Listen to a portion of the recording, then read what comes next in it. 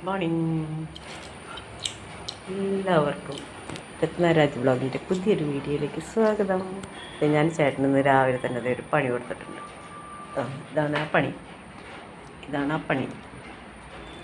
അങ്ങനെ നിങ്ങളെല്ലാവരും ഭർത്താക്കന്മാർക്ക് ഒരേ പണി കൊടുക്കുക രാവിലെ തന്നെ. അപ്പം നമ്മുടെ പണി എളുപ്പമാവും.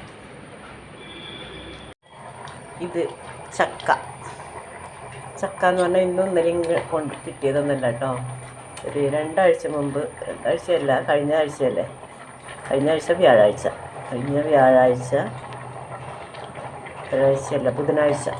ബുധനാഴ്ച എൻ്റെ അനിയത്തി അച്ഛൻ്റെ ശ്രാദ്ധത്തിന് വന്നപ്പോൾ എനിക്ക് കൊണ്ടു തന്നതാണ്. ടൈറ്റാക്കിയിട്ട് നല്ല ഫ്ലിപ്കാർട്ടിൻ്റെ നല്ല കവറിൽ ഒന്ന് വേവിക്കണം കേട്ടോ. ഒന്ന് വേവിച്ച് കഴിഞ്ഞിട്ട് അത് നമ്മൾ ഊറ്റിയെടുക്കണം. നമ്മൾ അരിപ്പയിലേക്ക് അങ്ങനെ തന്നെ തട്ടി കൊടുക്കുക. അത് നല്ലോണം വെള്ളമൊക്കെ വാർന്ന് കഴിയുമ്പോൾ നമ്മൾ നല്ല ടൈറ്റായിട്ട് നല്ല കവറിൽ ആക്കിയിട്ട് നല്ലോണം ടൈറ്റായിട്ട് കെട്ടിയിട്ട് ഫ്രീസറിൽ വെക്കുക. എത്ര കാലം വേണമെങ്കിലും അതിരിക്കും കേട്ടോ, ഒന്നും ആവില്ല. ഞാനിന്നാൾ ബീൻസും പയറും കൂടി അരിഞ്ഞിട്ട് 2-3 ദിവസം വെച്ചു, ഒന്നും ആയിട്ടില്ല. അപ്പോൾ അങ്ങനെ കിട്ടിയ ചക്കയാണ്. അപ്പോൾ ഞാനിത് ചക്ക മുളകൂശം വെക്കാനാണ്. അല്ലാതെ നമ്മളിപ്പോൾ അത് പുഴുക്കും എരിശ്ശേരി ഒന്നുമല്ല വെക്കണേ. ഒരു പ്രാവശ്യം എരിശ്ശേരി വെച്ചു, ഒരു പ്രാവശ്യം പുഴുക്ക് വെച്ചു. 4ാമത്തെ പ്രാവശ്യമാണ് ഞാനിത് എടുക്കണേ. ഒരു പ്രാവശ്യം മുളകൂശം വെച്ചു, പിന്നെ ഇതിപ്പോൾ ലാസ്റ്റ്. ഇത് നല്ലോണം വെന്താൽ മാത്രം മതി.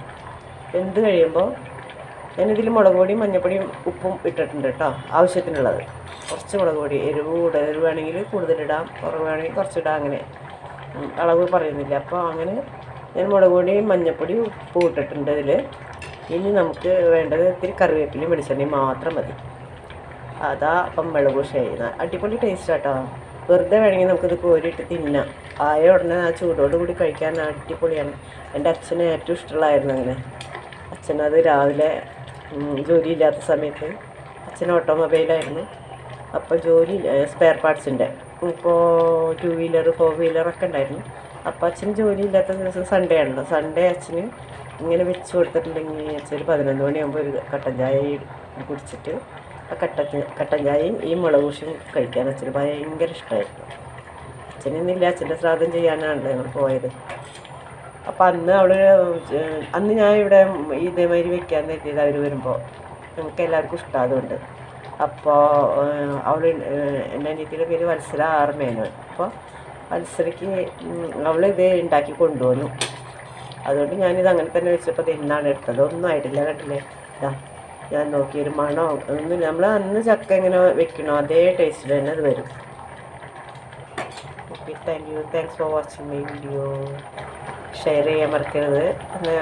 എപ്പോഴല്ലേ നമുക്ക് മറ്റുള്ളവർക്ക് ഉപകാരം ഉണ്ടാവുള്ളൂ. സബ്സ്ക്രൈബ് ചെയ്യാൻ മറക്കരുത്. സബ്സ്ക്രൈബ് ചെയ്താലേ എനിക്കൊരു ഗുണം ഉണ്ടാവുള്ളൂ. എനിക്കൊരു ഗുണത്തിന് വേണ്ടിയാണ് ഞാൻ നിങ്ങളോട് സബ്സ്ക്രൈബ് ചെയ്യാൻ പറയുന്നത്. നിങ്ങൾക്ക് വീഡിയോ ഇഷ്ടമാണെങ്കിൽ മാത്രം ചെയ്താൽ മതി. പിന്നെ ലൈക്ക് കമൻറ്റ് അതൊന്നും നിങ്ങൾ ചെയ്യുന്നില്ല, ആരും ചെയ്യുന്നില്ല. എന്താണെന്ന് എനിക്ക് മനസ്സിലാവണില്ല. Okay, thank you. അപ്പോൾ ഞാനിതാ കറിവേപ്പില ഇട്ടു കേട്ടോ.